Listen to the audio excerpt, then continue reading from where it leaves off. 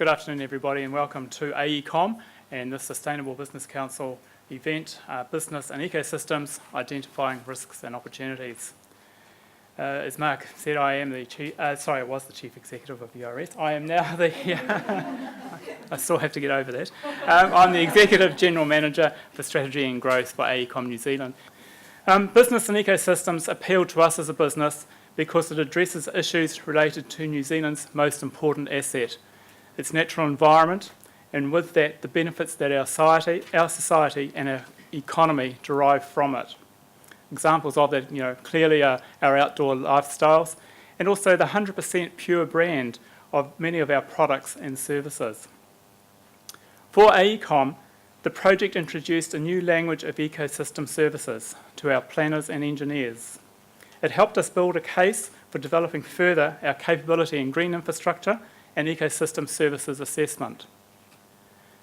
The health of our ecosystem is obviously very important, and I'm really looking forward to hearing from our presenters and the outcomes of the workshops here this afternoon. It's going to be a great afternoon, and I'm sure we'll all be enthusiastic and really contribute meaningfully to the afternoon and the workshops. I'd like to now hand back to you, Mark, and look forward to the rest of the afternoon. Thanks. Thanks. Thanks very much, Mark. As I said, I'm Mark Christensen from Anderson Lloyd. We're a bunch of lawyers, and I just wanted to start off perhaps by saying why Anderson Lloyd and why some lawyers might be interested in this topic. We've done a number of resource consenting things over the years and have dealt with environmental policy and biodiversity offsetting in particular around some mining and some electricity generation and property development. And one of the things I think it's important as professional advisors to clients is that you understand a little bit of what's happening in the future, where policy is going. And we've seen that this thing called ecosystem services and ecosystem health is on the horizon. I liken it to a wave that is descending upon our shores. And we say to our clients, well, you've got to potentially ride the wave or you're going to be swamped with it. So first thing about riding the wave is understanding what it's about, understanding this concept of ecosystem services, and particularly around this issue of valuing nature and valuing ecosystems, because I think there's a lot of confusion out there about what that means. A lot of people, I think, initially think, oh, here's another idea that the opposition community will use to beat business and corporates around the head. I don't think it's that, but I think we need to understand what it's about. So we've been on the journey with our clients around understanding some of this thing. So that has led me, along with Richard Gordon of Landcare, to be one of the so-called project champion for Sustainable Business Council's ecosystem health project. So that's what we're here for today. I want to start by acknowledging the work that both Landcare Research and the Department of Conservation have done in this space with the Sustainable Business Council. It's been a lot of work to date to get to here, but I particularly wanted to acknowledge them as partners with the SBC on this ecosystem work. Their two key representatives will speak to us. You'll hear from Richard Gordon in a moment. Felicity Lawrence will speak to us later about ecosystem health issues in New Zealand. We're also going to hear from a number of other speakers, including Malcolm McKee, who's from the Ministry for the Environment, and Malcolm's going to talk to us about the work that New Zealand Statistics and the Ministry have been doing, and also a little bit about the international policy perspective. So without further ado, I'd like to introduce Richard Gordon from Landcare Research. Richard, as I say, is also champion of the SBC Ecosystem Health Work Program. He's the Chief Executive of Landcare Research. He was instrumental in establishing both the Carbon Zero and the EnviroMark programs in 2002, and was an elected member of the first Stakeholder Council of the Global Reporting Initiative. Richard.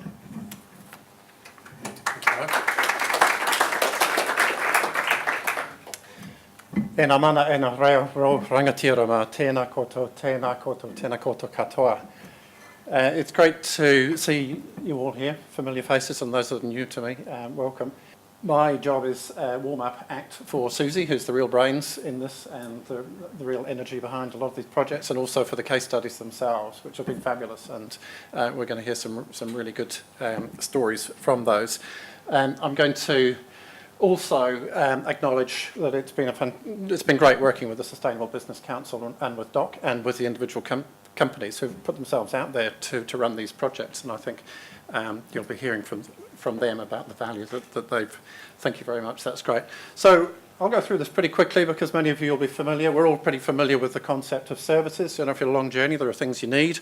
And perhaps a little less familiar with the concept of ecosystem services, but same principle really in very simple terms. There are things that we need, things that our society needs, that our economy needs. And we have a responsibility to maintain the environment as well. So it's a dual thing. Now, a lot of work has been done around ecosystem services, and you may be familiar with the relatively long list of different services that are in those different categories there on the screen.